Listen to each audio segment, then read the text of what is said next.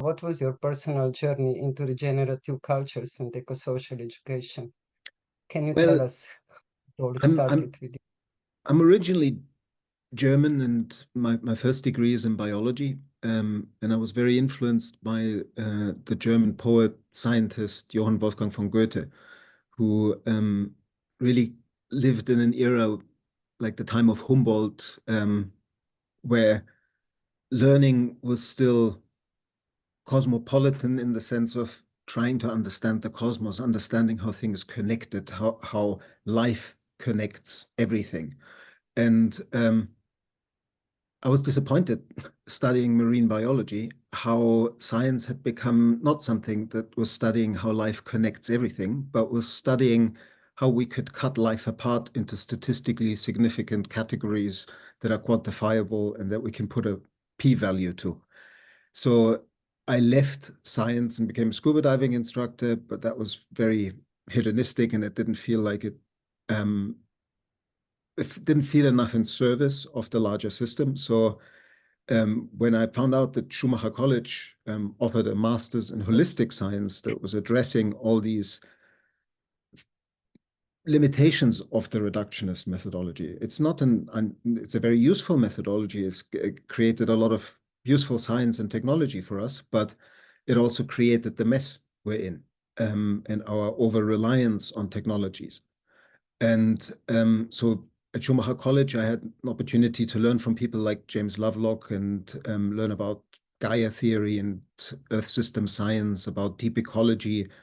And that really put me on a path that I'm still on. I did my PhD in design for Human and Planetary Health in 2006, and really have been an educator ever since. Because for me, the most systemic intervention point in transforming the human impact on Earth is through education, through changing the narratives and stories we tell.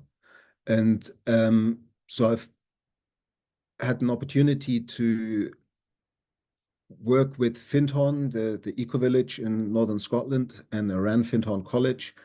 And instead of trying to push these issues within academia, I was on the fringe in Findhorn College working with those academics that were ready to bring their students to an eco-village and have a more embodied, three-dimensional, participatory learning experience about what sustainability actually means when you live it. And maybe the one thing to add to that is that central to this work, that like I've been working with Gaia Education, which is the education arm of the Global Eco-Village Network, and central to the curriculum that Gaia Education has been using since 2005 is a four-dimensional mandala that really addresses, like your conference is called Eco-Social Education. Gaia Education works with a four-dimensional wheel that has ecological design, social design, economic design, and worldview. Touch all the dimensions of human participation in this larger system. And so we are basically, I've worked with them, I've worked with universities from all around the world, also worked as a practitioner, and now I live, for the last 12 years, I've been living on Mallorca, because after more than a decade of focus at the community scale through Eco-Village and Transition Towns and those kind of initiatives, I realized that really transforming our way of doing things and the way humans fit back into the ecosystems and regions they live in has to happen at the regional scale. The village scale is too small. And so I moved to Mallorca because an island is a very good case study for regional transformation. And I'm still convinced that this budding movement of bioregional regenerators, people who are coming together to regenerate the environment, regenerate the social cohesion, regenerate the local and regional economy, and regenerate the collective vision that people have for their region. This movement is central to implementing climate justice, which is a little bit the theme of this talk. Is that enough to get us started? Thank you, thank you. I'm already super inspired, and maybe you don't remember, but actually we met in Findhorn at Gaia Education Design for Sustainability when you Ah, were our lecturer ah, in wow. cultural dimension, and you took Lovely. us to a deep walk. Yeah, this is when Nice. I remember it from. It was in 2012, no? Oh, wow. Yeah, a long time ago. Yeah. A long time ago, yeah. We were young. Okay. Yeah, in your book, you wrote a book, Designing Regenerative Cultures, in which you emphasize the need to move beyond sustainability to regeneration. The world is still talking about sustainability, sustainable development, and so on, and we all know that this is not enough to sustain what it is, because what it is not okay. So, what would be regeneration? What are the key differences between sustainability and regeneration, and why should we shift our focus to Mm. regeneration?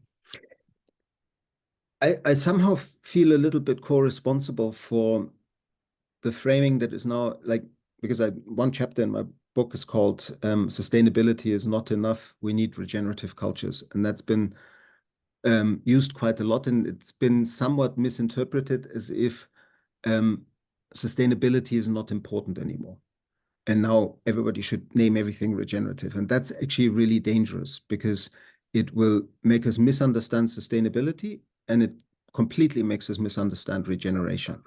Um, so I like what my friend Bill Bauer from R3.0 pointed out that you could say sustainability is an outcome and regeneration is a process.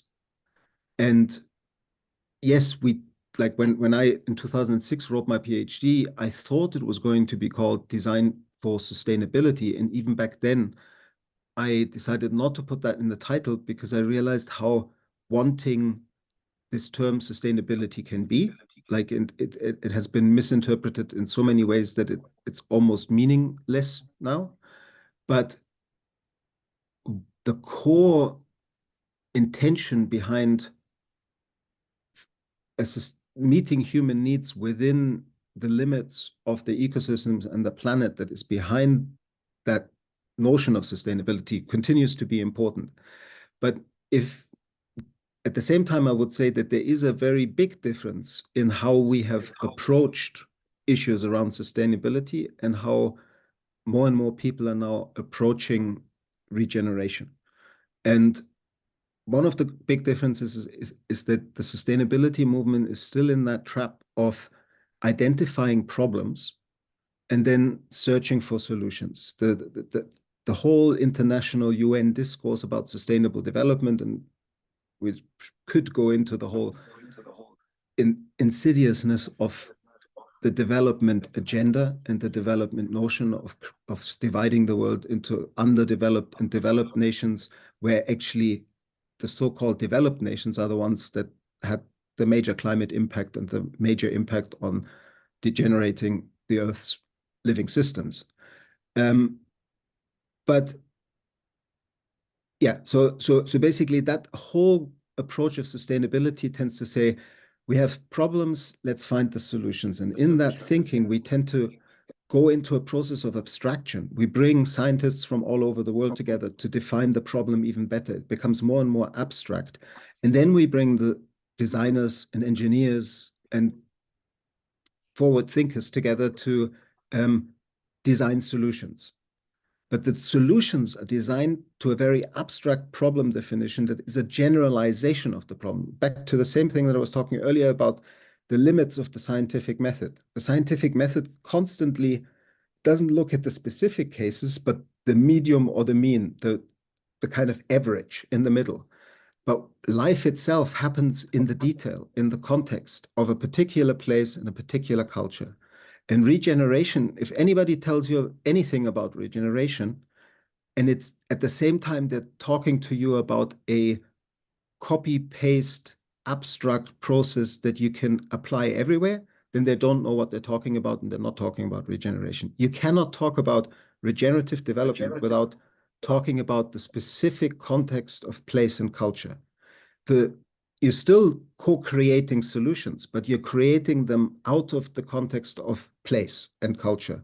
And it's not the final outcome, the solution. It's the process of how you co-create them and how you build relationships between each other and the place that is in the foreground. Because solutions, and this is something that runs through the core of my book as a theme, solutions always turn up into tomorrow's problems. So whatever solutions, even now, the greenest eco-social solutions we could dream up, they will eventually not be fit for place and context again. And so what we actually need to create is the capacity for people in place to keep learning, to keep asking the question, are we still in right relationship to each other and this place and the biosphere?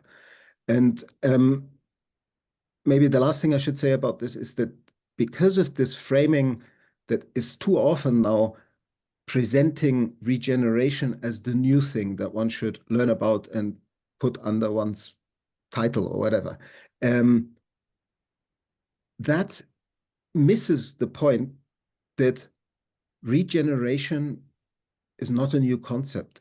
It's at the heart of life itself. To say regeneration is a concept even is like saying respiration or digestion is a concept.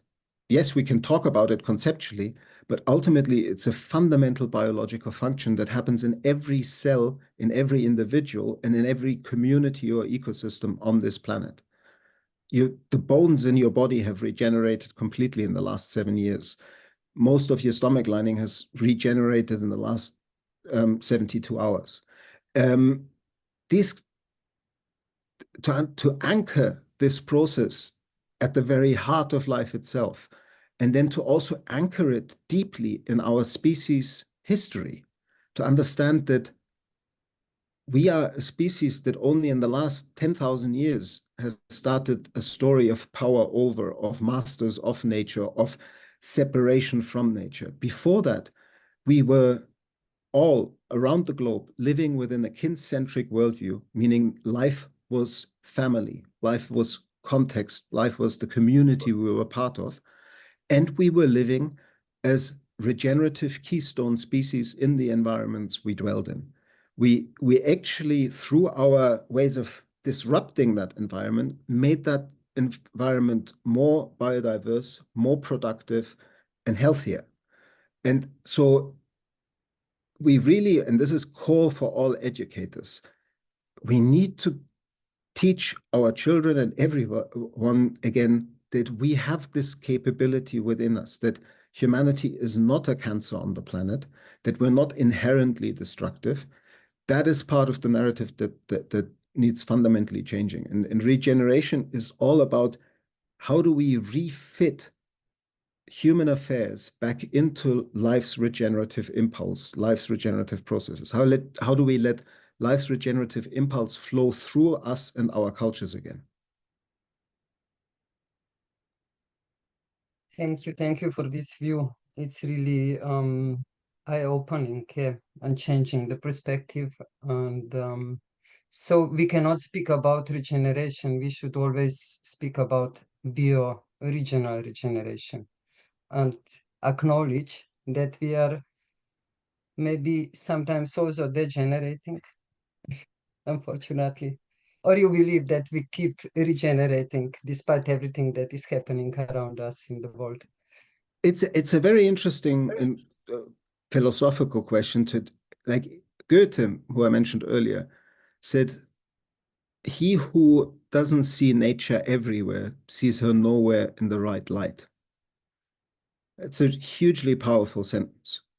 And part of the narrative of separation and that has led us to destructiveness and to seeing nature as a resource and even other human beings as resource. We have this terrible word, human resources, in corporations or even in education systems. That view comes from this core misunderstanding of what nature actually is. And even as educators, it happens to me too, the way we use language, we so often say things like, we need to learn from nature. Well, that's already othering nature. That's saying we are other and there's something out there called nature and we need to learn from it. But if we really understand that we are biological beings, that aren't just what's encapsulated in our skin, but are actually constantly in relationship to the larger system. Everybody on this call is not an individual, but an ecosystem. You have more cells that are non-human in your stomach and in your mouth and on your skin that you have cells that are human. And your health needs that whole ecosystem to function. If you took those other cells away and only had the human cells, you'd be dead. And that's a completely different understanding of who we are. We are relational beings within life.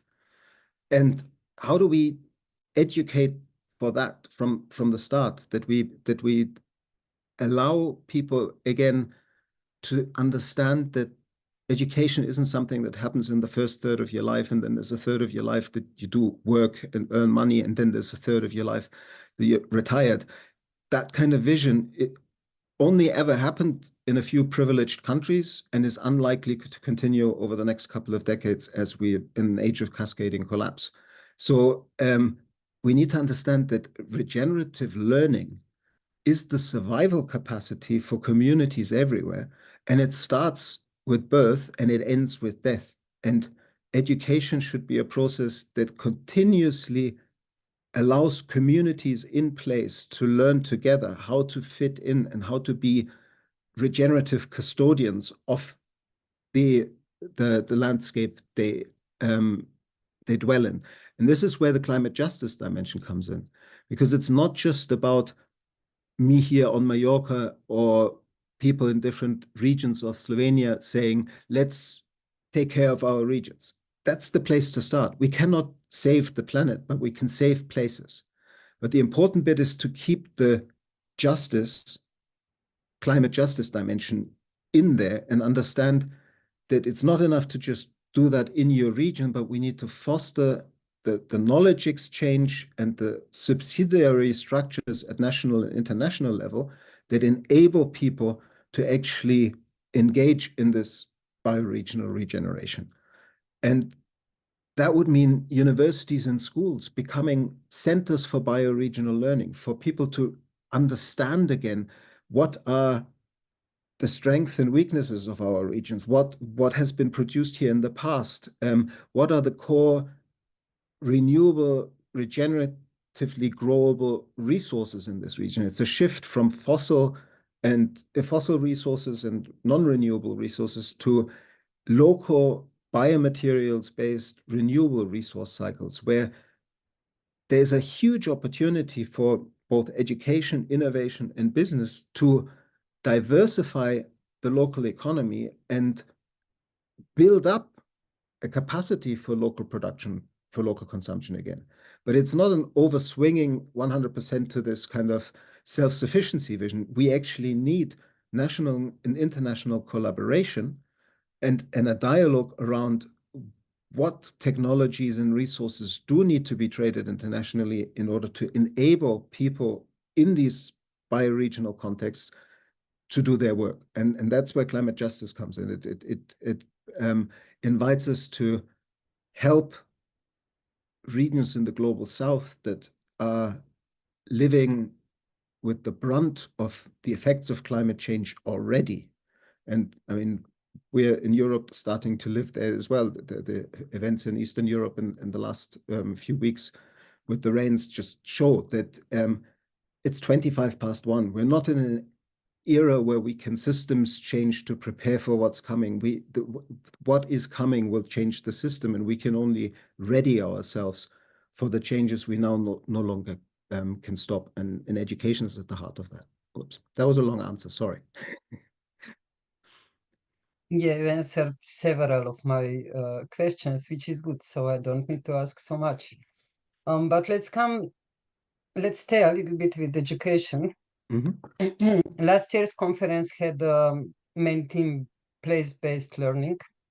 So we addressed this importance to learn in the local environment and include local particularities into the teaching.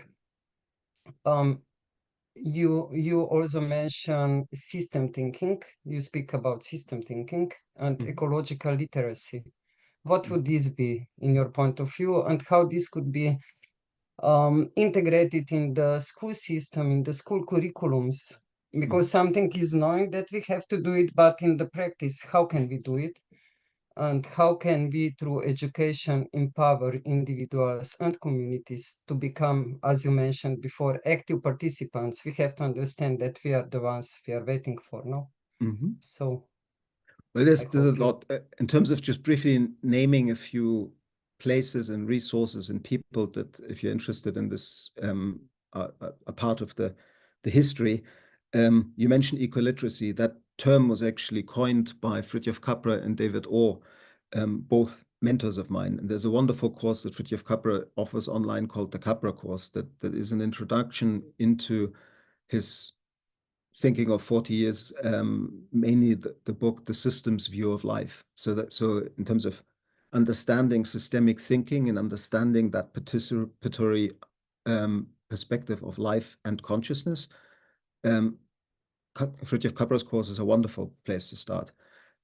He also founded, together with David Orr in America, an organization called the Center for Ecoliteracy, that in the 90s and early 2000s did wonderful work matching this principles of ecoliteracy, the systems view of life, into the K1 to 12 curriculum of the California school system, bringing in school gardens, like little vegetable patches in schools, as one of the ways of teaching that kind of interconnected knowledge, where the garden became a way of teaching maths, geometry, biology, chemistry, and food science. And unfortunately, that organization, if you now look up Center for Ecoliteracy, is much more focused only on, which is also an important topic, on bringing healthy food into schools. They've kind of pivoted a little bit from their original, more ecoliteracy focused work. And then I mentioned earlier Gaia Education. Gaia Education courses originally were focused for on lifelong learners, but many of the lifelong learners that came were passionate educators and primary and secondary school educators. So there's a number of wonderful projects around the world, one in Estonia, one in Catalonia, that have used this core curriculum, the four-dimensional whole systems design wheel of Gaia Education, and matched it to school curriculum, primary and secondary education. And since the sister organization of Gaia Education, Global Eco-Village Network, is working from that same curriculum, they also had, not so long ago, a wonderful project where they twinned schools in the global north with schools in the global south that were somehow related or linked with the global south eco-village communities. And all of those are wonderful resources of how to bring this holistic participatory curriculum of Gaia Education into the school system. What's so important about the worldview dimension, and because it's not just about systems thinking, there are two ways of thinking in systems. The early systems thinking narrative was still, there's a system out there, and we're like the scientists that try to define the system and predict and control it, and then design the system as if it was a car, very mechanistic. But then there's another way of systems thinking that fully understands this participatory systems view of life, that says, no, we're part of this. We're like, there is so much that our agency of changing the system can do. Like, so we are all change agents, and everything we do does change the future. But at the same time, because we're actually an expression of that system, so much of what we do is actually the system playing out through us. And that's where culture and narrative and all of that comes in.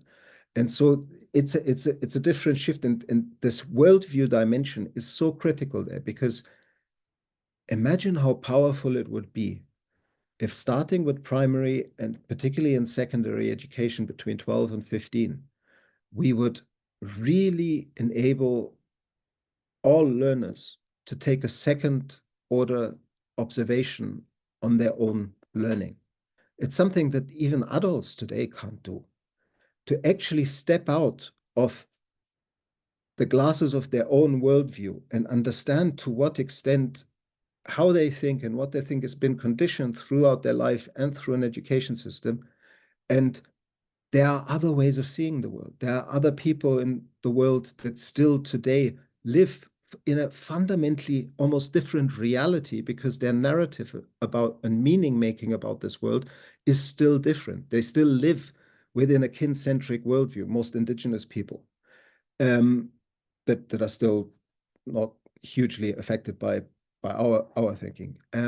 So that capacity in and of itself to keep reflecting on how am I entrapped in my own thinking patterns and organizing ideas? If we bring that into schools, then that's true regenerative learning, because it's not about fixed content that we need to stuff in. It's about building the capacity to be in relationship and respond to a system and keep learning continuously.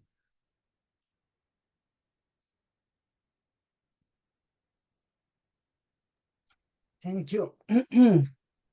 Yeah, it's beautiful to listen to you and to imagine this kind of yeah, schools. I saw before you posted the link to SDG flashcards Mhm. for learning that were also developed by Gaia Education and based on Yeah, uh, I Gaia developed them. Mandala. And It's so, it's work that I did in 2016, just after my book came out, and just after the SDGs were ratified. And the idea was, can we create a set of materials that any experienced educator could use um, to facilitate a local conversation about how these global goals, the SDGs, are meaningful in a local context. And not just that, to map together within the context of a community, what are the initiatives that are in our place that already are working on one of the 17 SDGs, but might not be using the SDG framework?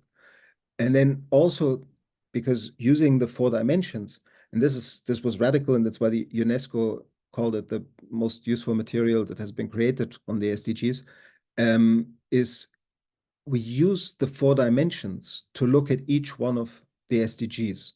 So it's a conversation, it's all question based. Each flashcard has questions that guide you into each SDGs from those 4 dimensions. So you have a socially angled question, an economically angled question, an ecologically angled question, and a reflective question on the worldview that informs this problem solving SDG kind of approach. And all the critiques that one could have around the UN agenda and the UN development kind of growth imperative that it's still running through the UN lingo, um, is actually written into these cards. And so they allow really powerful group-based conversations. And then I redesigned the Osterwalder business model canvas into a SDG project implementation canvas. And so it's a set of materials and a basic outline for a workshop format that any educator can use to have a conversation about the SDGs. And for me, it's also a almost counter co-opting of the SDGs, because I think the SDG process has been sadly very unsuccessful, um, because we spend so much time focused on national reporting and all these international conferences, and not much time on how do we implement this in place in meaningful ways to the communities that actually have to implement it. And that's precisely what the cards are doing. Like up in the chat where I shared that link, I shared a bunch of links about the work of Gaia Education. I also shared another resource. It's another educational initiative I'm involved in with ETH Zurich in Switzerland. We've created a series of massive open online courses free for anybody to take in designing resilient and regenerative systems. It's because it's a science and engineering university. It's more high end than Gaia Education's material in terms of more scientific, more engineering, but it also builds exactly this bridge, which I think is so important, that we need to value the power of science and engineering, but we also need to value other ways of knowing, other ways of participating, indigenous worldviews, and the deeper questioning of how entrapped we are by the mechanistic, quantity-focused scientific worldview, and how that puts us into this situation that Biocultural so beautifully puts in the question of maybe part of the crisis is the way we respond to the crisis. We really need to reconsider the way we think about the world, the narrative part. Thank you very much. I have these cards for quite many years, and I feel guilty that I still haven't translated them to Slovene, although that was my good intention to But do it. it's a project that I think would be eminently fundable, like because then there are budgets in every place to work on the SDGs. And Higher Education loves working with local organizations that put in the effort to find a local funder to fund themselves. And like where the cards are now out in 10 languages. UNESCO financed the translation into Arabic, Chinese, Russian, Spanish, Portuguese, German, English, French. Yeah, I'm missing something. But yeah, it'd be lovely to have them in Slovenian. I'm trying to get them into Catalan at the moment. Okay, yeah, that's about this. Why are we talking about this? We are talking to teachers, and these are really, I think, super tools to use in the classroom also to foster problem solving learning instead of top down or ex cathedra teaching, that we actually involve students into experience and touch them on an emotional level. So, how do you think we could catalyze the necessary paradigm shift in education to actually foster this kind of new teaching approaches that would come to the students on another level, not on cognitive level, but more on emotional level? Because also in your book, you often say, at least I understood, you prefer practical learning methods rather than a lot of theory and concept, especially when we work with younger learners. Can you reflect on this, please? Yeah. I think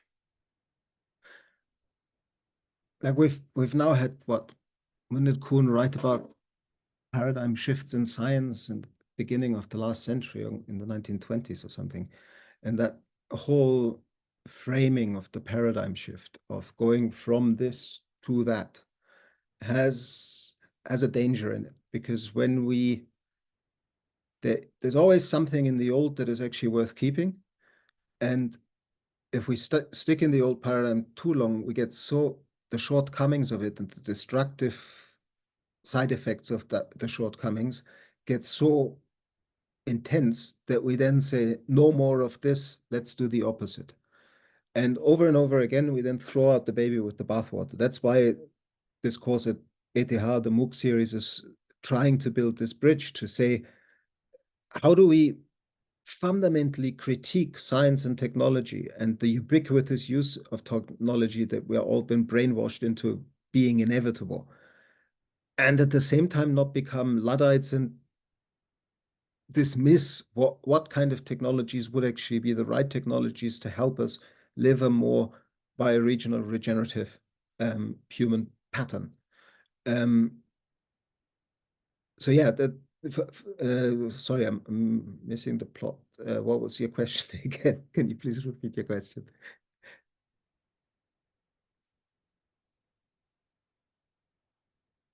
Oops. Yeah, the question was, if actually you answered it. I asked, how can we catalyze the necessary paradigm I shift? But you told us that maybe the paradigm shift is not the real thing. Yeah, No, we should do but thank you. But different. now I remember where But I still, wanted to we go with have to this. do some, we have to Ex cross that. but for me, and I think if what we've lived in, or people lived in Eastern Europe just in the last few weeks, and what people are living all around the globe with much more intensity, not just the environmental extreme events and the sudden economic disaster localized that they can cause. But the entire kind of economic pressure that is in the system, like we live in an age of cascading collapses. And if we keep pretending that this juggernaut that we're part of, like it's literally, to put it metaphorically, so much of the save the world, find solutions, sustainability dialogue is still having conversations about how to rearrange the deck chairs on the Titanic after we hit the iceberg, because we've hit the iceberg. It's like, it's not about us being the change agents anymore. We have collectively, and particularly the northern nations, industrial nations, caused changes in the Earth's dynamics. And we have created an obscenely unequal system and a legacy and mess of colonialism in South America and Africa and other places.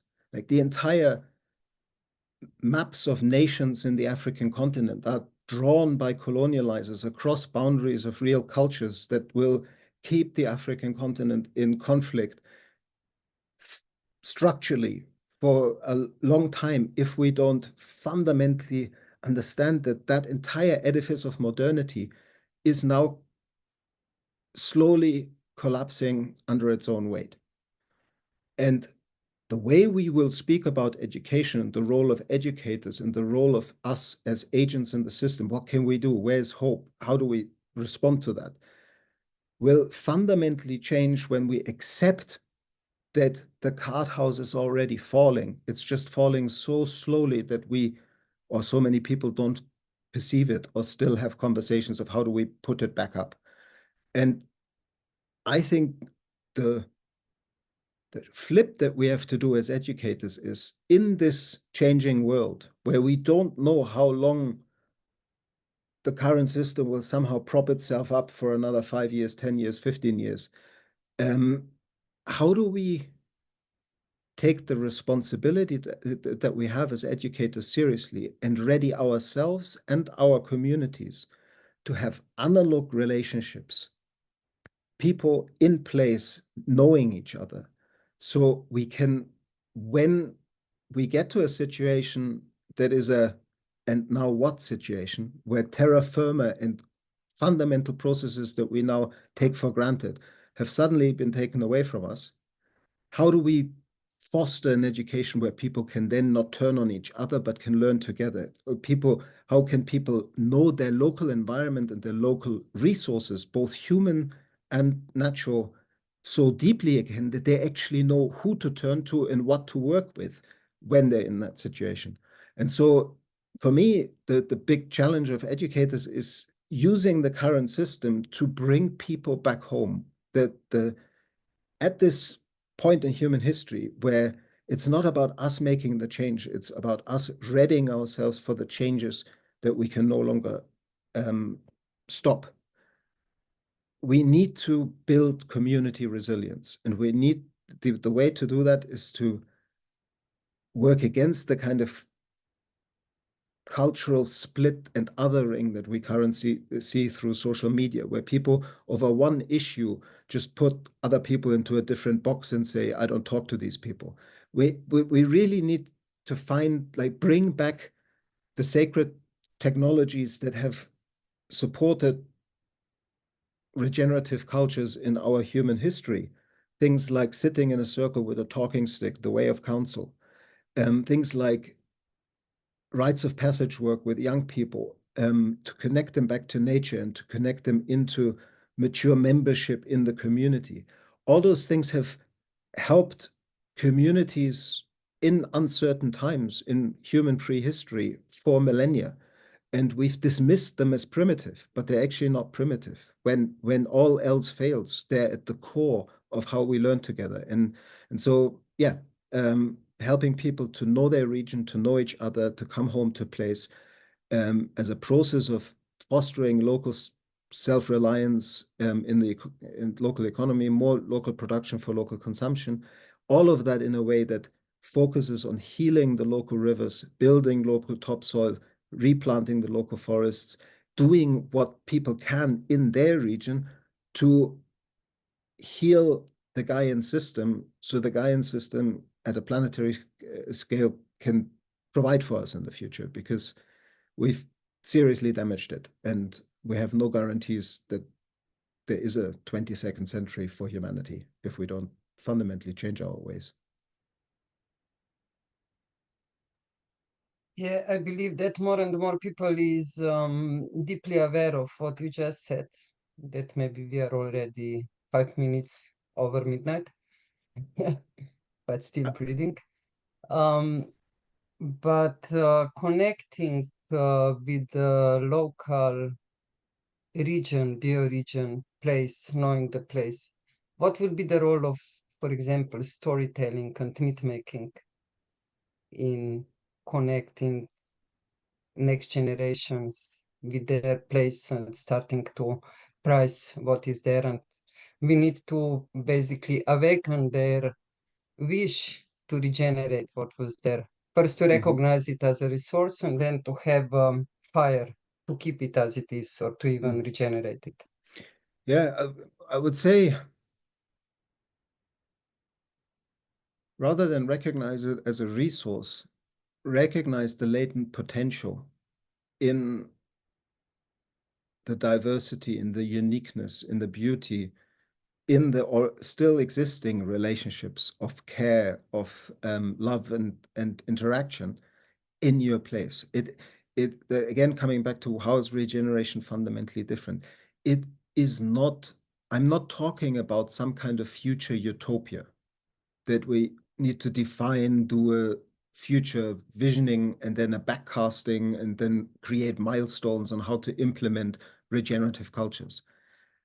What I believe deeply is that if we pay attention, we will find acts of caring, nurturing, sharing, healing, protecting, um, safeguarding in every place, and in the social, ecological, or in the economic dimension.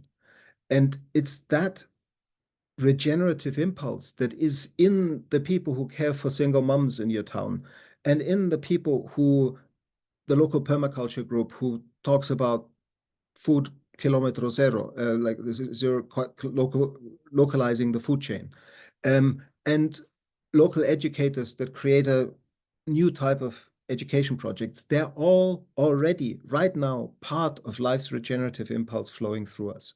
So this is not about the end of the world. It's about re-enabling people in place to live meaningfully locally again. And more than anything, our role is to make people fall in love with their place again. And our education is so infected by the globalization virus that we know more about US American cities than we know about the plants or the fauna and flora and soil series or geology of our local region. And the, the power that we could still teach the current curriculum, but teach it in such a way that it has to be applied in the region through the lens of the region. So if you, whether in school or at university, if you deal with chemistry, teach the people how that chemistry is relevant to your local environment. If you deal with biology, teach how your local environment is a diverse ecosystem and unique. And it's when people begin to understand and value that diversity and how it interconnects that they begin to love it, because we only love what we truly know. You can be infatuated with something or somebody that you don't really know yet. But anybody who's been in a long-term relationship, the deep love starts when you know the bad bits and the good bits, and there's still a basis. And that's really what we need to rekindle. And I think that's it's not us changing the system, it's us deeply coming home to context again, social and ecological context, so we can trust that together we will be able to respond to the changes that are now coming.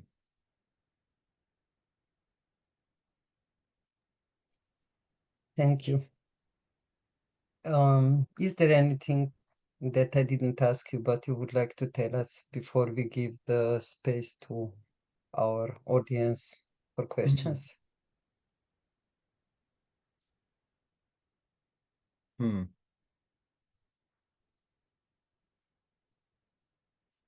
maybe just to highlight, because so much of the climate, like, I mean, two little things. I'm still aware that somehow in the talk was this, or in the theme for this conference was the notion of climate justice, and I think it is worth just highlighting the dimensions of climate justice briefly, because it's not just global north, global south climate justice, the unfair reality that those nations who've been primarily responsible for the CO2 emissions that have caused climate change are not the nations where the heaviest impact is going to be felt. It's actually third time unlucky. Like, first, nations in the global south were colonialized and extracted for human and natural resources. Then we had neocolonialism in the form of neoliberal globalization, where it's the same thing again, and that's still rampant. And now the third hit is that the effects of that system are hitting the same places again, really hard, destroying the fundamental basis of their sustenance, their environment. So that's one dimension of climate justice. But then, as we're all educators and some of us deal with children, the intergenerational climate justice, the fact that our age, still had a relatively good life, and if by 2040, 2050, the 2.5 degree, 3 degree world makes things really hard for us, we can still say, well, we had a good life. But the generations that are now being born, how do you even go back, get up in the morning and go to school when you begin to understand that you're being educated for a system that is likely not to be there when you come out of education? A political, social, societal system, and a radically different context environmentally. And so how do we inform intergenerational climate justice, and how do we think again in that wonderful seventh generation way, where we say, okay, it is upon us now to heal ecosystems everywhere. And even if our species won't make it, we need to leave this planet in a better way than it is right now. We have a responsibility, and this is where the third dimension of climate justice comes in, interspecies climate justice. It's not just about, oh yeah, we need to think about us and about our future generations. We need to think about all of life and the other species. And I also put in the resources the podcast series that I host with RSA Oceania, in the last episode, we had a conversation with David Abram, and in it he said a very powerful sentence saying, we are the asteroid. Like, this is the biggest mass extinction event in the last, like, in the story, history of our planet. There were 6 mass extinction events, and this is one of the biggest. That maybe the asteroid was similarly big. And humanity and the effects that we've caused have a similar degenerative impact on the fabric of life at the moment. But at the same time, the world is still fundamentally beautiful, and there's so much to cherish and so much to love. And it's only through that deeper reconnection with place and love for place and knowledge of place that we can become the custodians to nurture the system into a higher state of health. Yeah. But yeah, I'm curious to see if there are any questions from the educators in the room. Thank you so much, Daniel.